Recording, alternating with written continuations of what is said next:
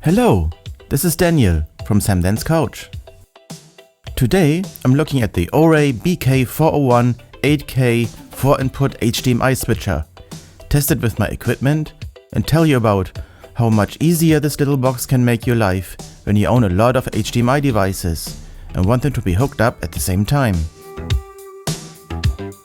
TVs, monitors and AV receivers come equipped with 2 or 3 HDMI inputs.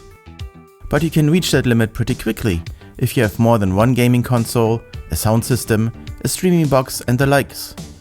And if you don't have a big AV receiver which usually comes with many HDMI inputs, getting an external HDMI switch box is an easy solution.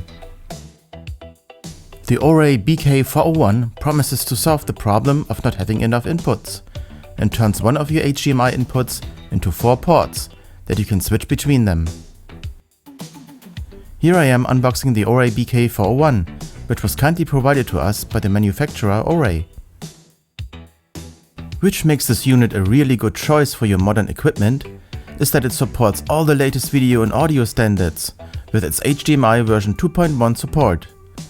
Not only supporting resolutions up to 8K at 60Hz, it also supports HDR, 4K at 120Hz, Dolby Vision and even VRR, ALLM and FVA for fast active switching. And for us home theater fans, the switch can also pass through Dolby Atmos.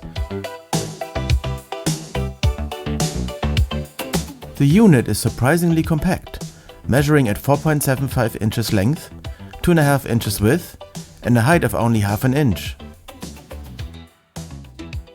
On the switch itself, we have one output port where we are going to hook our display up to, and on the back of the unit we have 4 HDMI inputs. You want to make sure to use HDMI 2.1 compatible cables for maximum compatibility, and if your HDMI cable should be a little older, you might run into issues. So make sure your cables are not super old. HDMI cables that come with the PS5 or the Xbox Series consoles are already 2.1, so we don't have to worry about it. Also in the box is a small power adapter, which you also need to connect to the back of the unit, and a small remote control. It is also nice to find a printed manual in the box and not just a QR code for a PDF. And if this should be your first time setting up an HDMI switch, the manual also comes with a handy diagram to show how to hook everything up correctly. I am connecting the switch directly to one of my TV's HDMI inputs.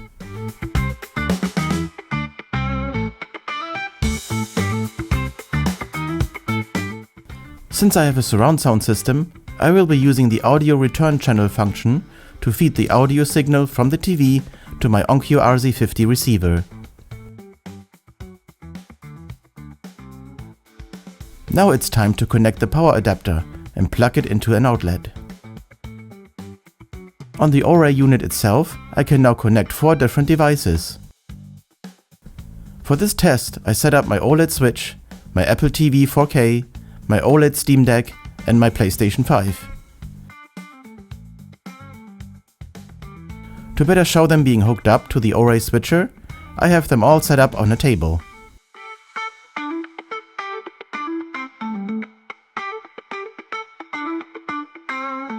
My setup is as follows.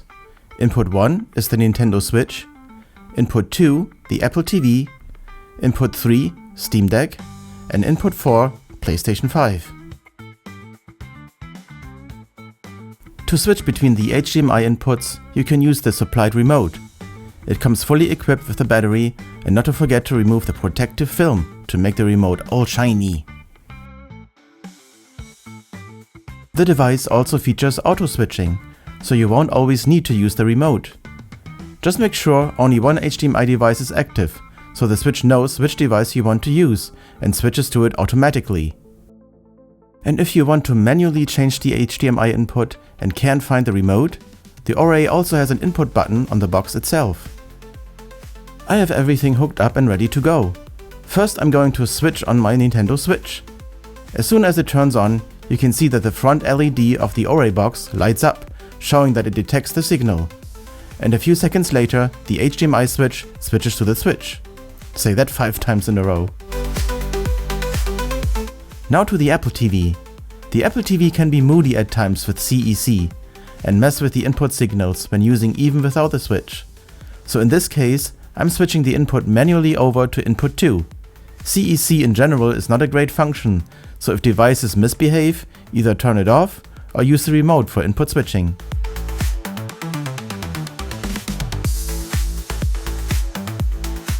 Now it's time to fire up my OLED SteamDeck.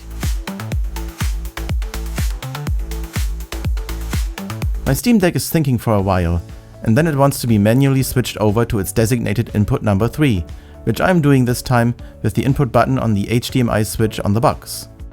I do have CEC enabled on the SteamDeck, but that didn't make a difference.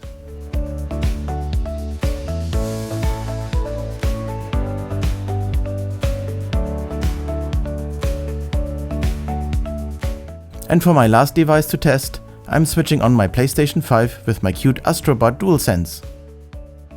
And here we are, the Orei switches automatically to input 4. And I can go back to my SteamDeck, which is still turned on, by hitting the input button.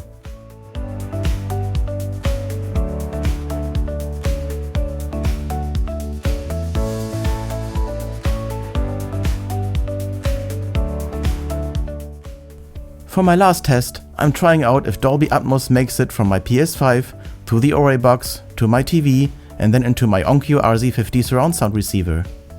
I'm turning on Dolby Atmos on the PS5 system settings, and here we are.